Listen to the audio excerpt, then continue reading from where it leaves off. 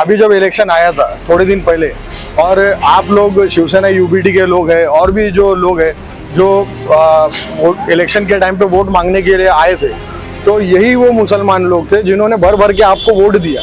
हमने महाराष्ट्र को बचाया, हमने भारत को बचाया और हमने हिंदू मुस्लिम तहजीब को, एकता जो हमारी बनी हुई उसको बचाया। लेकिन आज जब हमारी बारी आई है, हमारे बिल में अमेंडमेंट लाने की बारी आई, तो ये लोग सब गायब हो गए वहाँ से। मुसलमानों का वक्फ बोर्ड का एक पूरा ढांचा बन चुका है और बना हुआ है और कई सालों से इसमें किसी ने भी दखल नहीं दिया है। तो आप इसमें जिला अधिकारी को, कलेक्टर को हस्तक्षेप करने का मौका क्यों दे रहे हो? ये मुसलमानों का पर्सनल है, उसको पर्सनल रहने दीजिए। भाई क्या कहना चाहेंगे, आज पूरे देश में वक्फ बोर्ड को लेकर जो है हलचल मचा हुआ है, क्या कहना चाहेंगे, आपकी क्या राय?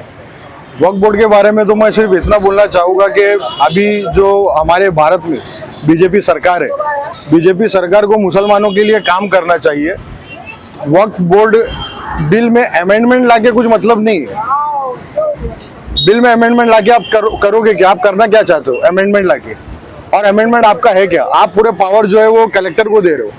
पूरा पावर कलेक्टर को देने से मतलब ही नहीं है। जब मुसलमानों का वक्फ बोर्ड का एक पूरा ढांचा बन चुका है और बना हुआ है और कई सालों से इसमें किसी ने भी दखल नहीं दिया है, तो आप इसमें जिला अधिकारी को, कलेक्टर को हस्तक्षेप करने का मौका क्यों दे रहे हो? ये मुसलमानों का पर्सनल है, उसको पर्सनल रहने दीजिए। आर्टिकल 14 का वायलेशन है ये। आप आर्टिकल 14 का वायलेशन कर रहे हो और ये पूरी सोची समझी साजिश है। मेरे ख्याल से अभी ये जो इलेक्शन हुआ लोकसभा का, उससे पहले से इनकी ये पूरी राजनीति चल रही थी और वो राजनीति कहीं ना कहीं आके अब ये लोगों ने अमेंडमेंट लेके आया।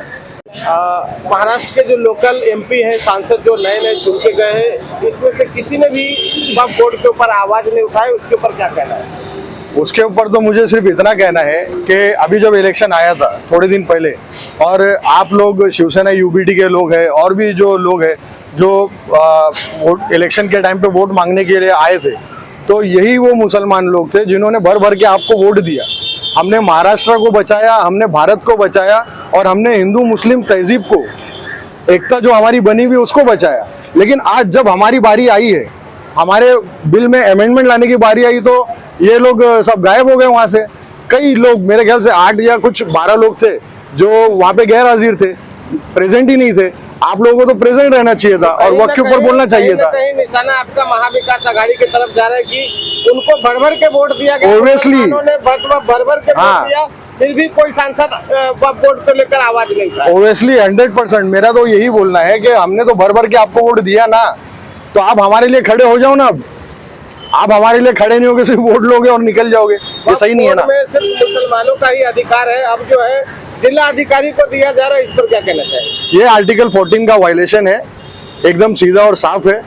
तो इससे मुसलमानों को फायदा नहीं होगा। अगर मुसलमानों को आप फायदा पहुंचाना चाह रहे हो, तो मेरी बीजेपी सरकार से ये रिक्वेस्ट है कि आप वक्फ बोर्ड में जो कई दिनों से, कई सालों से जो सब फाइलें ऐसी पड़ी हुई है, सड़ रही है, आप उसमें अमेंडमेंट कीजिए। मतलब उसमें ऐसा कुछ काम कीजिए जिससे वक्फ को फायदा हो। अगर अभी आपको पता है कि जो मुसलमानों के लिए, माइनॉरिटी लोगों के लिए जो लोन वगैरह की स्कीम वगैरह निकलती है और जो पहुंचती भी नहीं है बराबर, आप गवर्नमेंट की तरफ से हमें कोई भी फैसिलिटी मत दो, सिर्फ वक्फ बोर्ड है ना, उसको बराबर प्रॉपर कर दो। तो मुसलमान जो आज एकदम नीचे की कंडीशन पे चला गया है, वक्फ बोर्ड को सही करने से ऑटोमेटिकली ये ऊपर आ जाएगा। ये समाज एजुकेशन में आगे आएगा, ये समाज नौकरी रोजगार में आगे आएगा, ये समाज हर चीज में आगे आ जाएगा। आप उसके ऊपर काम कीजिए, अमेंडमेंट लाके कुछ मतलब नहीं है।